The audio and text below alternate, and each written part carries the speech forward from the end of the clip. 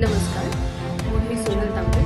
Global Maharashtra 24 news बुलेटिनमध्ये तुम्हा सर्वांचं स्वागत. पाहूया आजच्या ठळक घडामोडी. फक्त ग्लोबल महाराष्ट्र 24 वृत्तवाहिनीच्या आपल्या हक्काचे विचार. हे कल्याण डोंबिवलीचे जे आरोग्य खात्याचे अधिकारी आहेत हे गेंड्याच्या कातडीचे झालेले आहेत.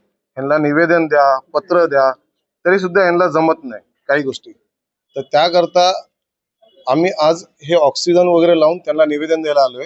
कारण का 2 महिन्यापूर्वी डोंबिवलीमध्ये आयसीयू उपलब्ध नसल्यामुळे एक सर्पदंश झालेली महिला आणि लहान बाळाचा मृत्यू झाला.